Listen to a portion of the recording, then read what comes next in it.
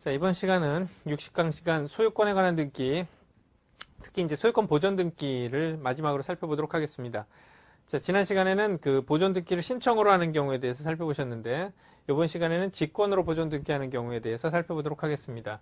자, 직권으로 보존 등기하는 경우라고 하는 것은 이제 다음과 같은 경우가 조건이 돼야 되는 건데요. 자, 보시면 미등기 부동산에 관해서 소유권 처분 제한 등기 촉탁. 자, 이걸 기억하시면 됩니다. 소유권 처분 제한 등기 촉탁. 자, 여기서 소유권 처분 제한 등기라고 하는 것은 가압류라든지 가처분을 얘기하는 것이죠.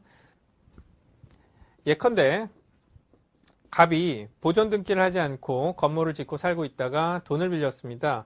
근데 돈을 못 갚아서 이 집에 이제 가압류가 들어오게 되는 거죠. 그래서 가압류 등기를 실행하려고 보니까 우리가 가압류 등기라고 하는 것은 법원의 촉탁으로 하는 등기입니다. 그래서 가압류 등기 촉탁이라고 하는 것이 처분 제한 등기 촉탁이라는 그런 의미로 이해하시면 되는데, 가압류 등기를 하려고 봤더니 등기부가 없는 거죠.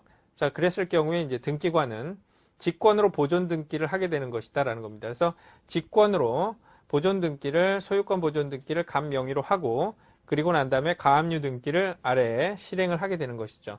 자, 그러면 여기서 말하는 이제 갑 앞으로의 소유권 보존 등기가 직권으로 하게 되는 것이고, 그리고 난 다음에 등기부가 만들어졌으니까 가압류 등기를 실행하게 될 수 있다, 이런 뜻이 되겠습니다. 그래서 가압류 등기는 촉탁으로 하는 것이고, 그 가압류 등기를 하기 위해서 하게 되는 직권에 의한 등기를 우리가 소유권 보존 등기, 직권 보존 등기라고 보시면 되겠습니다.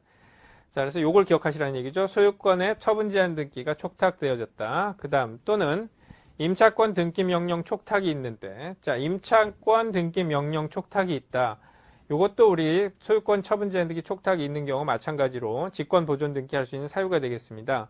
자, 보존 등기를 하는 사유에 이제 임차권 등기 명령에 의한 촉탁도 하나 기억해 두시는데, 이 얘기는 뭐냐면 존속 기간이 끝나고 보증금을 돌려받아야 되는데 돌려받지 못했을 경우에 법원에다가 임차권 등기 명령 신청을 하면 법원에서 임차권 등기를 하라라고 하는 그 촉탁을 하게 되는 것이죠. 등기소에. 자, 그런 촉탁에 의해서 임차권 등기하려고 봤더니 그 집이 미등기라. 그러면 그때는 직권으로 보존 등기할 수 있다는 얘기가 되겠습니다. 자, 임차권 등기 명령 촉탁도 중요하지만 요걸 잘 기억해 두세요. 소유권의 처분 제한 등기 촉탁이 있을 때, 특히 이제 소유권에 관한 처분 제한 등기 촉탁이 있을 때 직권 보존 등기를 합니다. 자, 직권 보존 등기 사유로 기억하시고요.